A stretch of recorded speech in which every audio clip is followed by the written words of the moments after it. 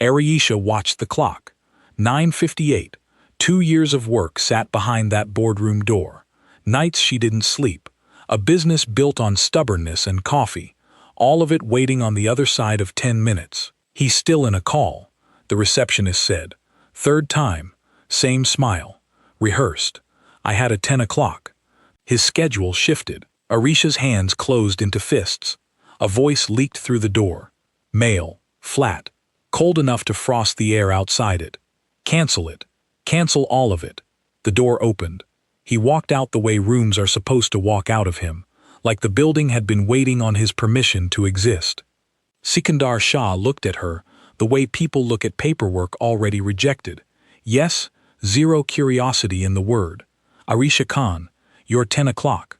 I don't have a 10 o'clock with a company this small." Small, the word landed somewhere under her ribs. 2 years. All those nights. Gone in one syllable. "My company is small," she said, voice level by force. "My idea isn't. Do you even know what I proposed?" "I know." He paused. The first pause. "That's why I rejected it." He walked past her. She stood there, file in hand, future on the floor. 3 days later, Ariesha sat in her cramped office, staring at an email that said, "Rejected," in a font too polite for what it meant. Her friend Mahi walked in without knocking. "You know that Duke guy? Everyone knows him. Cold, rich, allergic to warmth. He's your landlord now." Ariesha's hand stopped over the keyboard. "What?" "The building sold. Sikandar Shah bought it. He's your no landlord." The chair rolled back on its own. Her office. Her 4 walls. Her broken chair. Her name on the lease. In his hands now. The same hands that called her small. The notice came the following week. Mandatory tenant meeting. All parties required. She walked in late Lahore traffic, her oldest enemy, and made straight for the one open chair. "That's mine." Same voice, same cold. She looked up. Sikandar Shah, one eyebrow raised, already amused by something she hadn't said yet. "You're in the building now too?" he asked. "You're the landlord now too," she said back. Silence dropped over the room like a bedsheet over furniture nobody wanted to look at. Something moved at the corner of his mouth.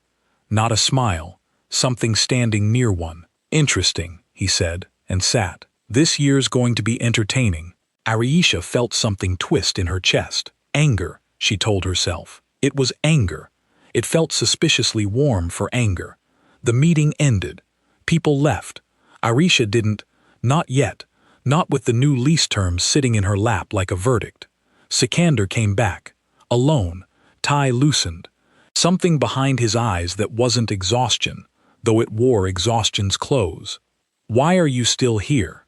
"The rent. It's tripled." Her file slipped. Papers hit the floor. He didn't pick them up. He looked at them the way a man looks at a bridge he's already decided to burn. "It's my property," he said. "I set the terms. 2 years of work. Erased by one number. Nothing. Then, have you ever," she said, voice thinner than she meant it to be, "fought that hard for something, only to watch someone else's decision erase it in a sentence fervy?" He went still. Something crossed his face. Fast. Gone before she could name it. "Yes," he said. Nothing else. No context. No explanation. Ariesha got home, shut the door, put her back against it, and slid to the floor. The file was still in her hand. One corner of the top page had folded over. She smoothed it. Folded again on its own. She smoothed it again. It didn't stay flat. Neither did she. Her phone rang. "Mahi, what happened to Rain?" "Nothing." Ariesha said, "A corner of paper won't stay flat." Ariesha said, "That's what happened." Mahi didn't laugh. She understood exactly what that sentence was covering for. The next morning, Sikandar stood at his office window, city spread out below him like something he owned but didn't want. His assistant knocked. "The new tenant, Ariesha Khan, she's requesting an extension on rent." "Deny it." "Sir, she—" "Deny it." The assistant left. He stayed at the window, saw his own reflection in the glass. Behind it, another face, older, from a different file, a different year, 5 years to be exact. He closed his eyes, opened them, left the room before the reflection could say anything else. Arisha didn't sleep that night. She lay there instead, counting the fan's rotations like it owed her rent too. 3 days. That was the notice. 3 days to pay triple, or lose a business built from nothing but nerve and bad sleep schedules. At 5 in the morning, she did the one thing she swore she'd never do. She went to his house. The guard didn't want to let her pass the gate. She didn't care enough to notice. Tell him Arisha Khan is here. Tell him I'm not leaving. 10 minutes later, she stood in a hallway too large for one man's footsteps, facing someone who clearly hadn't slept either, except his exhaustion came tailored. Strange hour for a visit, Sikander said. So is destroying a business over lunch. He didn't answer that one. She held out an envelope. Old, soft at the corners from being folded and unfolded by hands that missed someone.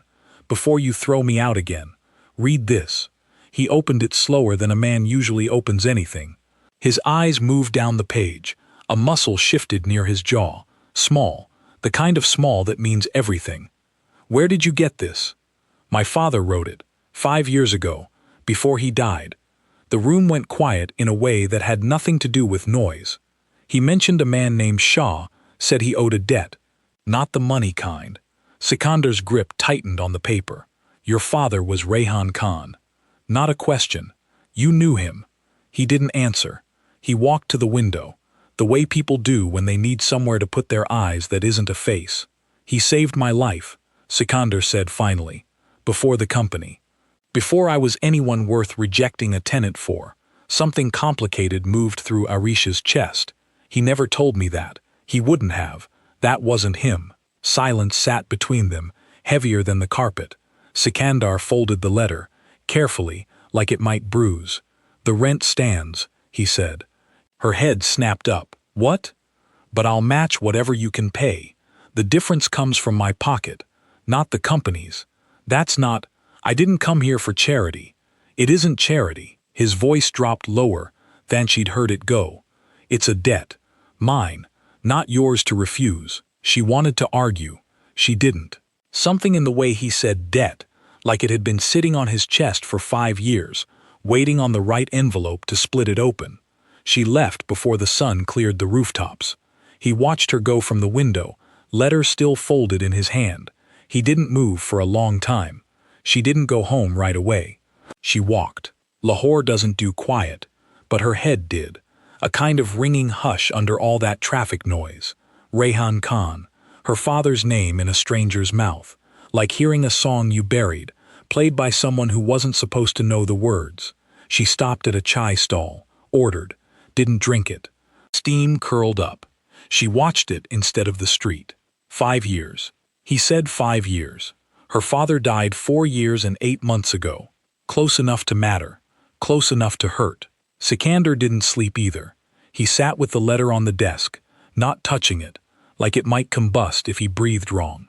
His assistant knocked. He didn't answer. She knocked again. Sir, the board wants the merger numbers by later. She left. He picked the letter back up. Read the same line 4 times. Sikandar, if you're reading this, I'm already gone, and my daughter doesn't know what you owe me. Don't tell her the whole thing. Just don't let her fall. Don't let her fall. He laughed. One breath, no humor in it. Too late for that instruction. She'd already fallen. A business, a lease, a father. He'd been the one holding the rope, and he'd cut it, without knowing whose hand was on the other end. Arisha came back to her office the next morning to find an envelope on her desk. No stamp, no name. Inside, a check. Not for the rent difference, for the full amount. Paid in advance. 12 months. She stared at the number like it might rearrange itself into something she understood. Under it, one line, handwriting sharp enough to cut paper, not charity. A debt doesn't ask permission. She sat down, stood up, sat down again. Mahi walked in mid-motion. Why do you look like your chair insulted you, Arisha?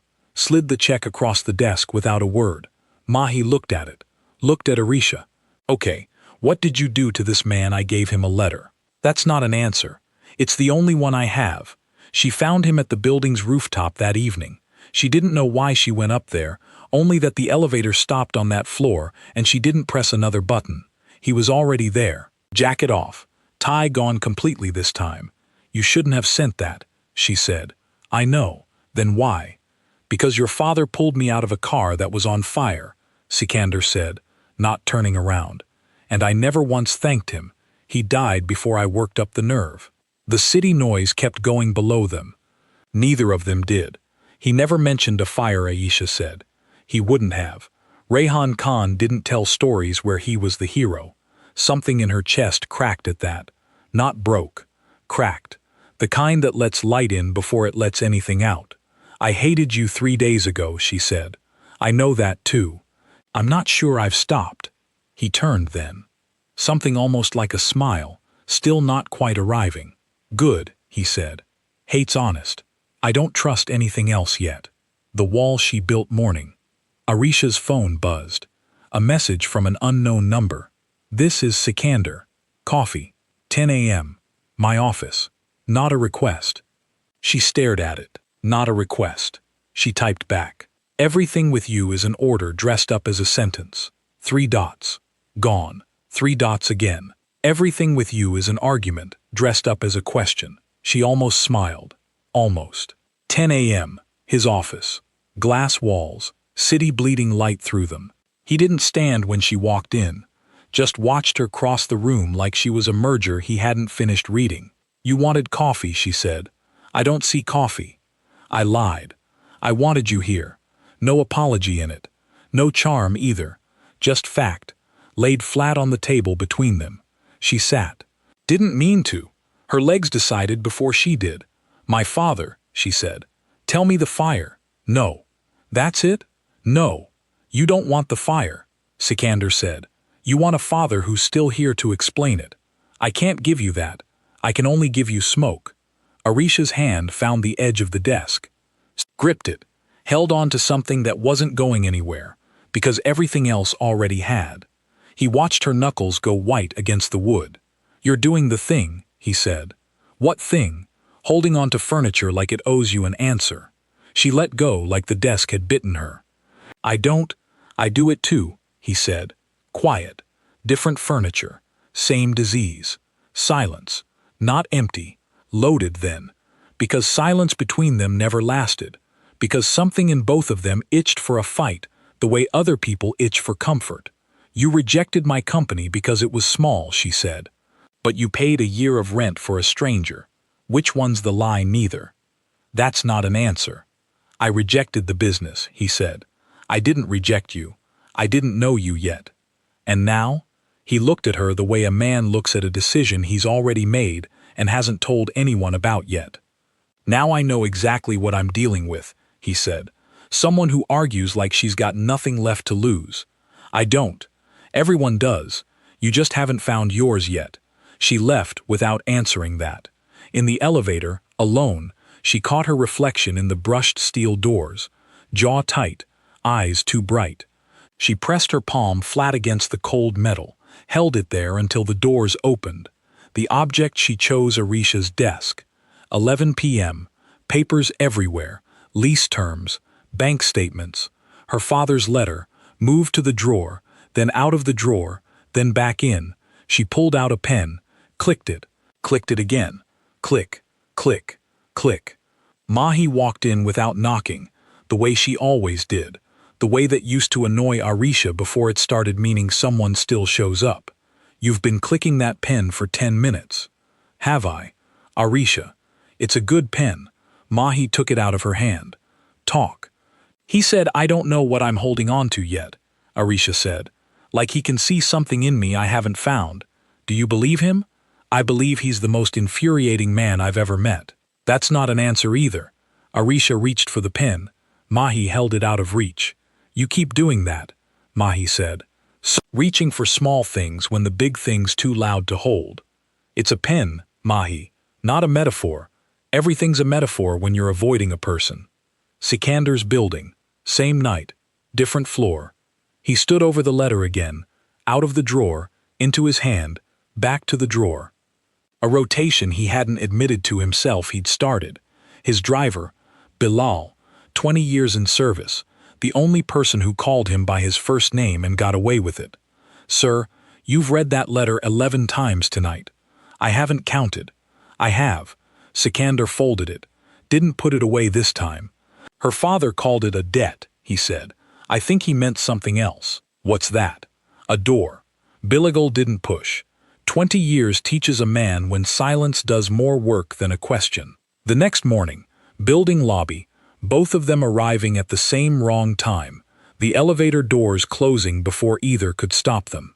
Just the two of them. Steel box, 6 floors. "You're doing it again," Sikander said. "Doing what?" "Standing like the wall insulted you." Arisha looked down, her hand, flat against the elevator rail, gripping it the way she'd gripped his desk, the way she'd gripped the folded paper corner 3 nights running. She let go. "You collect things to hold on to," he said. "I collect things to fold. We're not so different. We're nothing alike." "You're right." A pause, longer than it needed to be. "I fold letters. You fold yourself." The doors opened. Neither one moved first. "Floor 4. Her floor. "This is me," she said. "I know." She stepped out, turned back before the doors closed. Some instinct louder than her pride. "The fire," she said. "1 sentence. That's all I'm asking." The doors started closing. He caught them with one hand. Flat. Sudden. Final. "He pulled me out through a window that wasn't big enough for a person," Sikander said. "Then he went back in for someone else." The doors closed. She stood there, alone. 4th floor. A sentence too heavy for the hallway to hold. The object she fixates on, Arisha, bought a stapler. Not because she needed one. Hers worked fine. She stood in the stationery aisle for 11 minutes anyway, turning a green one over in her hands, like it might tell her something the elevator hadn't. He went back in for someone else. Click. Test staple. Click again. The shopkeeper asked if she needed help. "No," she said. "Just this." She bought 3 staplers. She didn't examine Y. Sikander's office. The letter, out of the drawer again. He wasn't reading it this time. He was folding a paper crane out of the corner he'd smoothed flat that morning, hands doing something his mind refused to. Fold, fold, crease. His assistant knocked. "Sir, the con lease handled. There's also a message. From her. She wants to know if the fire story ends there, or if there's more." His hand stopped. The crane sat half-formed, wings uneven. "Tell her there's more," he said. "Tell her I don't give it out for free." Arisha's office. A knock. Not Mahi's knock. Heavier, deliberate. Sikander stood in her doorway holding something small. A paper crane. Wings crooked. One fold clearly wrong. "You made this?" "Badly." She took it. Turned it over. The wrongness of it. One wing too sharp, the other too soft, made it more real than a perfect one would have. "Why crooked?" "Because I stopped halfway through and thought about your father instead." No warning before that sentence. No softening. It just landed. She set the crane on her desk between the 3 staplers. He noticed. Didn't ask. "You have 3 staplers," he said. "I panic shop. For staplers. Apparently my crisis has a very specific aesthetic." Something almost like a laugh moved through him. Not quite arriving. The way his smiles never quite did. They sat. Not across a desk this time. Same side. Crane between them like a small, ugly witness. "Finish it," she said. "The fire." He went back in for a woman on the 2nd floor. Wasn't required to. Building was already condemned for the rescue crew to enter. Her throat did something she didn't name. "He always did that," she said. "Went back in for people who weren't his to save. I used to think that made him reckless. And now? Now I think it made him the only honest man I've met." The crane sat there. Crooked wing catching the window light. Neither of them touched it again. The wing that never sat right, Arisha, didn't go home that night. She sat in her office long after Mahi left, long after the building's lights cut down to just the emergency strip along the floor. The crane sat where he'd left it. Wrong wing catching whatever light survived. She picked it up, turned it, set it down, picked it up again. Her phone buzzed. Unknown number. Same as before. "Are you still in the building?" Not a question. Never a question. With him. Yes, she typed. Deleted it. Typed it again anyway. 3 dots appeared. Vanished. Appeared. Don't leave yet. He found her on the roof again. Second time now, and the roof was starting to feel less like an accident and more like a place they'd both quietly agreed to keep. He didn't say hello. He never did. You kept the crane. It's ugly. I have a system for ugly things. They stay until they explain themselves. That's not a system. That's a hoarding disorder with better branding. Everything's branding if you say it with enough confidence. Something moved across his face. Not the almost smile. Something rougher. Something that had teeth in it before it settled. They stood at the ledge. City below, indifferent, glittering the way cities do when they don't know they're being used as a backdrop for 2 people who can't say the actual thing out loud. My father used to fold cranes, Arisha said. Flat. No warning before it. The way she'd learned things landed better without one. Hundreds of them. Never told me why. Maybe he didn't know why either. Maybe. The wind did something to her hair. She didn't fix it.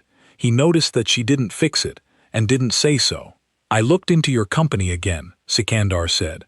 Properly.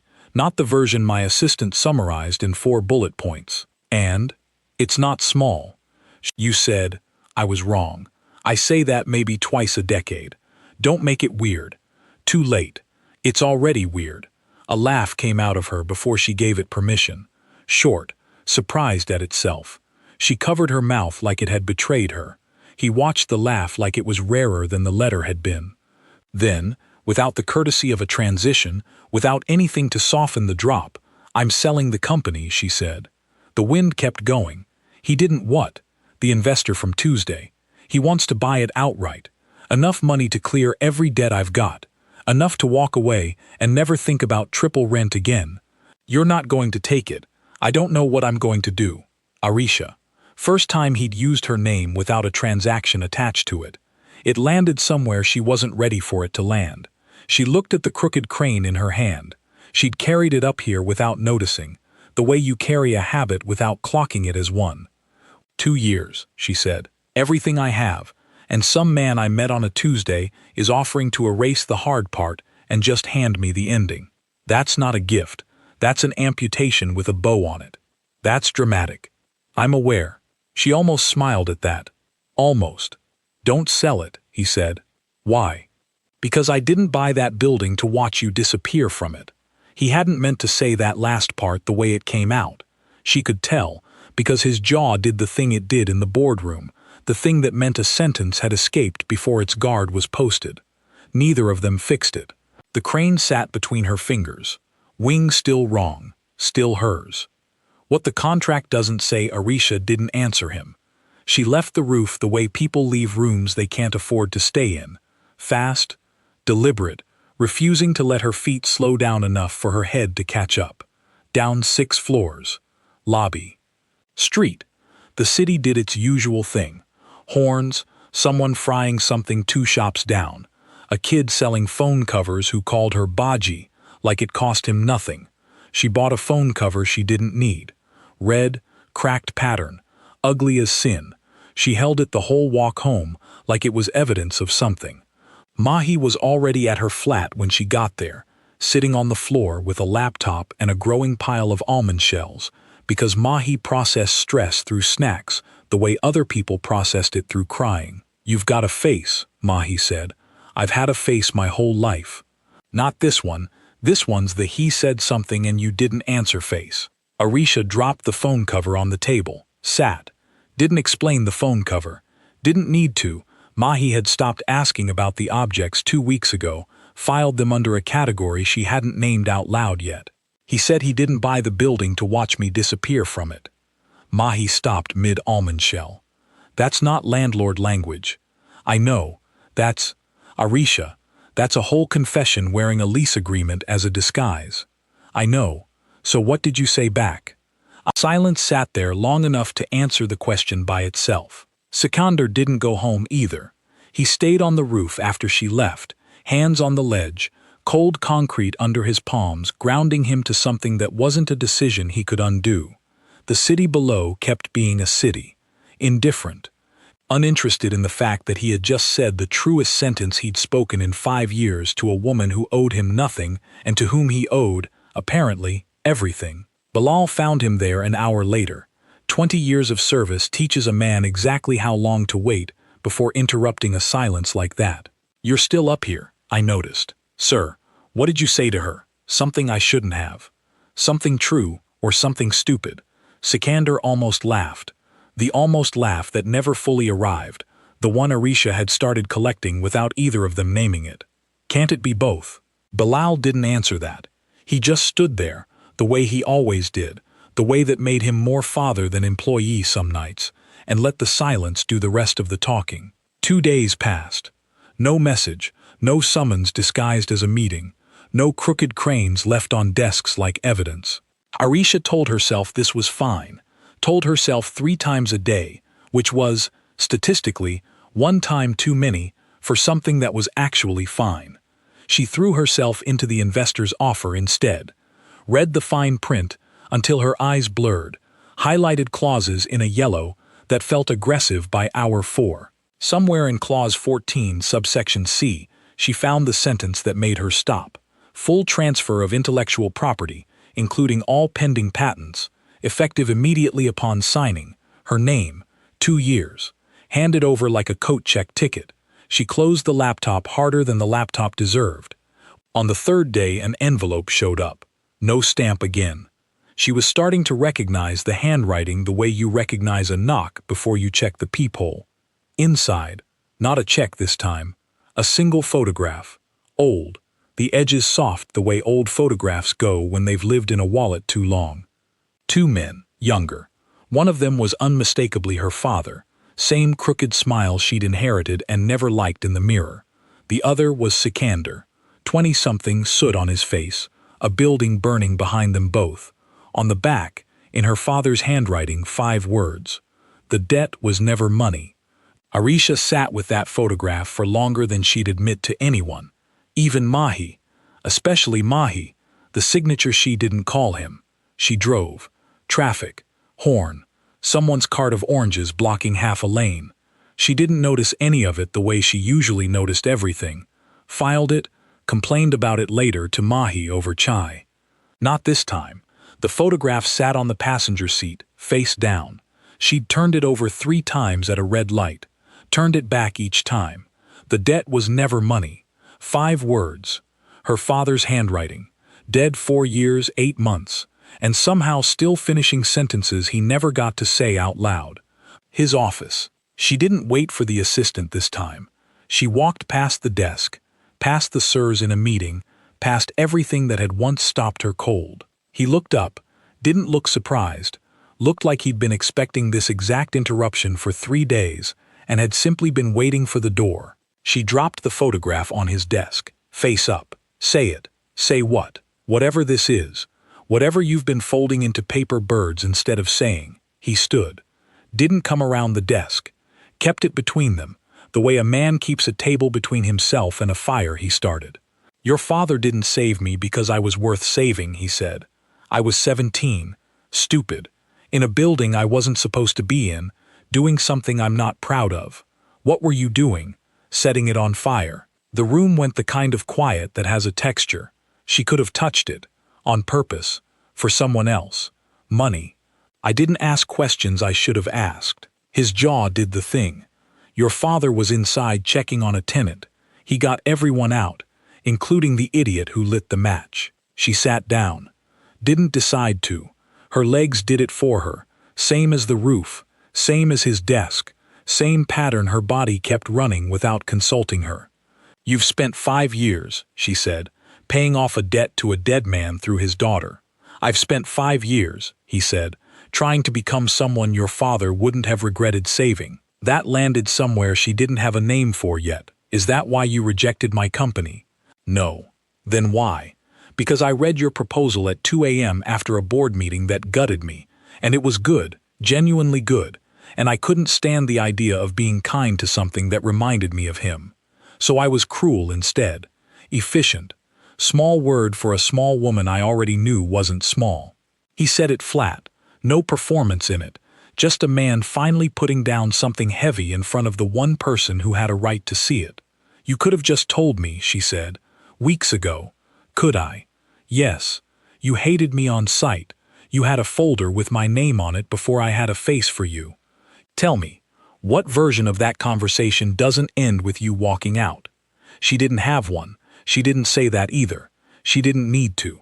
The photograph sat between them. Two boys. One who became her father, one who became this. I'm not selling the company, she said. Something shifted in him. Not relief. Something that had been braced too long to recognize relief on contact. Good, he said. Not because of you. I know. Partly because of you. I'll take partly. She stood to leave, stopped at the door, didn't turn around, because turning around felt like too much of a decision for a Tuesday. The crane, she said. Make me one that isn't crooked.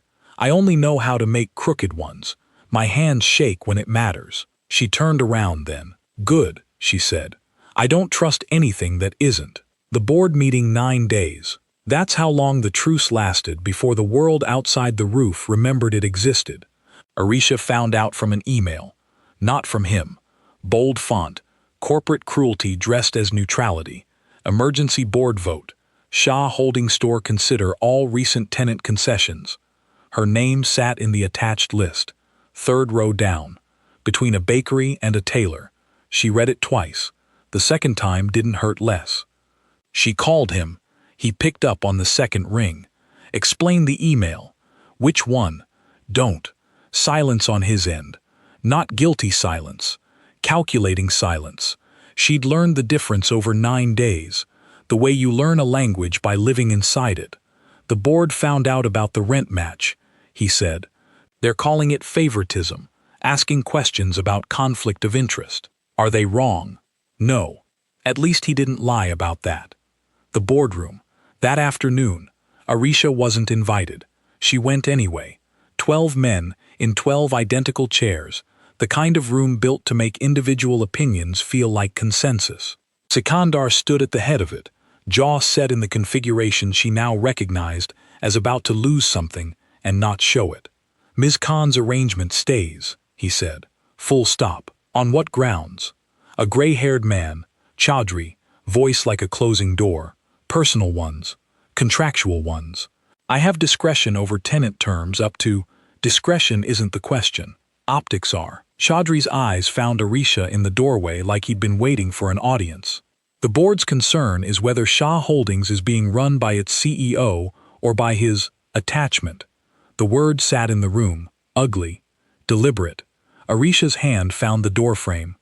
Gripped it. Old habit, new wall. I can hear you, she said, in case that matters to anyone's optics. 12 heads turned. My company signed a lease. That lease has terms. Renegotiate them on paper, in front of me, with numbers. Not with a word like attachment thrown around a room, like it's an accusation you don't have to prove. Chaudhry's mouth opened, closed. Sikandar hadn't moved. But something in him had. She could see it, the way you see a current shift under still water. The vote happened without her. She waited outside, arms crossed, counting ceiling tiles instead of minutes. He came out 40 minutes later, tie gone. Face doing very little, which she'd learned meant it was doing everything underneath. Well, they kept the lease terms. And they want me to step back from tenant relations. Effective immediately. A committee handles it going forward. She understood before he finished the sentence. The cost of the win, itemized. That means you and I have no professional reason to speak again, he said. Correct. Neither of them said anything for a while. The hallway held the kind of quiet that isn't peace. It's a held breath with nowhere to exhale. Is that what you want? She asked. No. Then why agree to it? Because the alternative was them digging into why I matched your rent in the first place. And that conversation doesn't stay in a boardroom. It ends up in a file with your father's name on it, picked apart by 12 men who never earned the right to know him. She hadn't thought of that. She should have. So this is goodbye, she said, testing the shape of the words in her mouth. They didn't fit right. Professionally. There's another kind. He looked at her the way he had on the roof, like a man setting down something heavy in front of the one person with a right to see it. "I'm not your landlord anymore," he said. "As of an hour ago, I transferred my stake in this building to a trust. Clean hands, no conflict of interest left to argue about. You gave up the building. I gave up a spreadsheet entry. I kept the part that mattered." She didn't have a response ready for that. Her hand was still on the door frame. She let go of it, finally, the way she hadn't managed the desk, the elevator rail, any of it before now. "The crane," she said. "You never made me a straight one. I told you, my hands shake when it matters. Make me a crooked one anyway. Tonight." Something almost arrived on his face. This time, it didn't stop halfway. The crooked one night. His flat this time. Not the roof, not the office. Somewhere with a real address. He opened the door before she knocked. Like he'd been standing there.